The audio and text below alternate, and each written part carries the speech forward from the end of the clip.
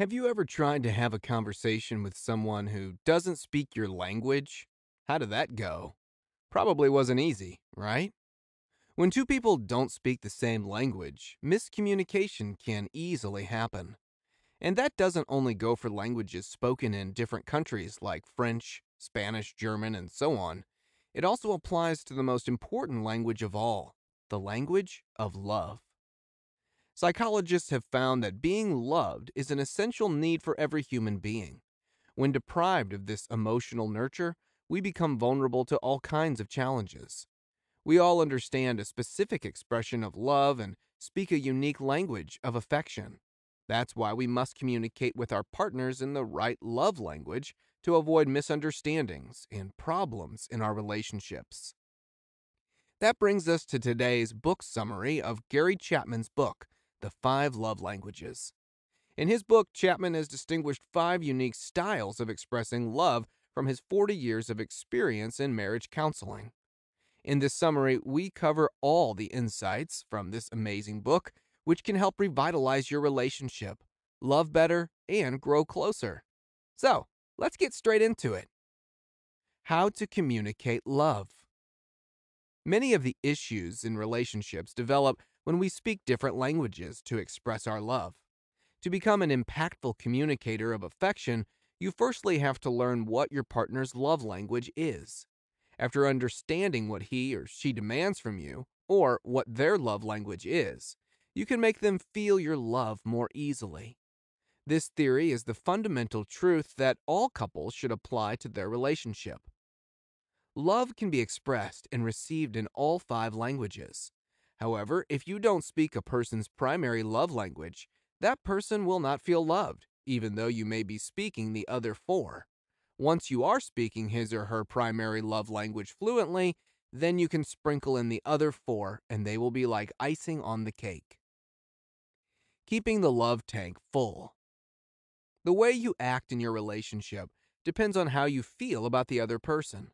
If your partner feels loved and secure, it is more likely he or she will return that love in how they interact with you. Chapman uses the term love tank, referring to the extent of security you have in your relationship. The love tank will be full only when your partner is meeting your emotional needs. On the other hand, your love tank will become empty if your loved one neglects your emotional demands. But how can you make sure that the love tank is always filled up? Well, for this, you will need to be aware of your partner's love language and interact with them in a way that corresponds with that love language. For instance, sharing presents is one of the many ways which helps people show affection. But if your partner's love language is quality time, no gift can be an alternative to your presence. He or she will prefer to spend time with you over any other type of display of affection. Being in a relationship where the love tank is running out of fuel is a problem waiting to develop. Most of the time, relationship issues like fighting and bickering are an indication of an empty love tank. So, how do we know which love language our partner speaks? Listen, and you'll find out. 1. Words of affirmation. The first love language is characterized by sharing words of affirmation. People who speak this love language receive love through spoken words and compliments. By being mindful of your words and showing appreciation to your partner, they will feel your love. You probably have loving thoughts about your partner, but do you express them? Do you remind them how you feel about them by blatantly telling them? Well, try it sometime. Through your affirming words, you show them you care for them and are willing to support them. This love language comes with a bonus. When we receive words of appreciation and praise from someone, we most likely will admire them back in our own words. Appreciating your partner means that you must see things from their perspective. You have to consider what's important to them. That's the ultimate way to encourage someone. 2. Quality time. People who speak the love language of quality time love spending time with their partner. That doesn't mean going on fancy dates all of the time. Having a cozy evening together on the couch is always considered quality time. But you have to work to remember that your presence is an important thing, and getting distracted by work or your phone will take away from that much needed quality time. Your partner doesn't only need your physical presence, they want your full attention. Essential ingredients in a quality activity are 1. One of you wishes to do it. 2. The other person is willing to engage in it. 3. Both of you are aware of the purpose of the activity to show love to each other. Here are some extra tips through which you can make your quality time better. Don't forget to maintain eye contact when you are communicating with your partner.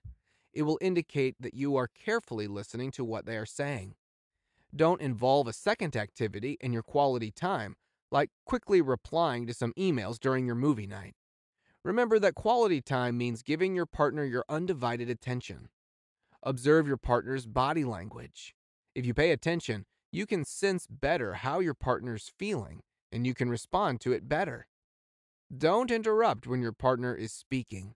Let them express their emotions completely. When they are done, you can start talking. 3. Receiving gifts. The third love language is gift giving. This means that your partner feels loved when they receive a present from you. People of all cultures give gifts to their loved ones to express love. This love language should not be mistaken for materialism. It merely indicates that a meaningful and well thought out gift makes your partner feel cared for and adored. If this is your partner's love language, then you will do well by remembering what they wish to have and surprising them with that present later. Always remember that the price of the gift is not of importance. It's the thought that went into the gift that counts. 4. Acts of service. If your partner's love language is acts of service, they appreciate assistance in everyday activities, like helping them with the house chores or giving them a hand when they can't seem to figure out a work issue. It's not so much about the actions and their outcome, but more about you taking the time to assist and help your partner when they need it. It shows them that you're considering their needs. Above all, you must be willing to be open-minded regarding conventional gender roles. If you still believe that your wife should take on all the house chores, you should jump back to the previous century and stay there. Remember that both of you live in your home, and so both of you should put in an effort to keep it a nice place to live. 5. Physical touch. People with physical touch as their love language feel loved when they get physical displays of affection. This can entail holding hands, hugging, and cuddling, for example. Physical attachment can be a powerful tool to show love and care to your partner. Unlike other sensations, our touch senses are not limited to one region of the body. Small tactile receptors are present in the whole body. When these nerves are stimulated, they carry impulses to the brain, which produces feelings of pleasure.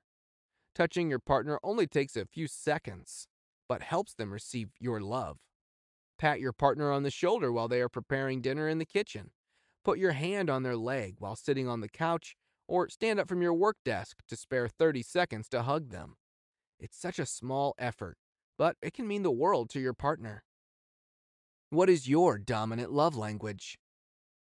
While each love language holds equal importance, which one triggers your happy hormones the most? If you haven't figured it out yet, here are some tools that might help you find out your love language.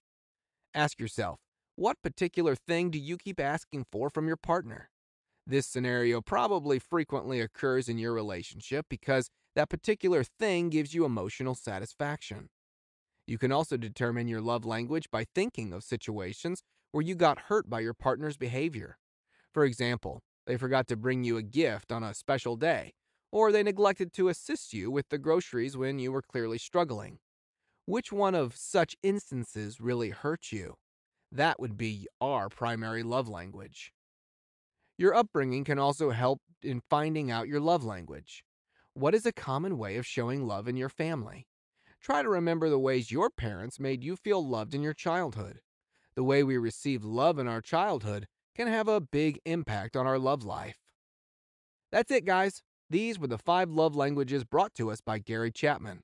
This information can help you strengthen your relationship and feel more love in your life.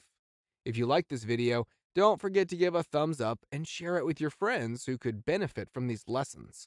And please hit the subscribe button and press the bell icon so you won't miss out on any of our videos. See you in the next one.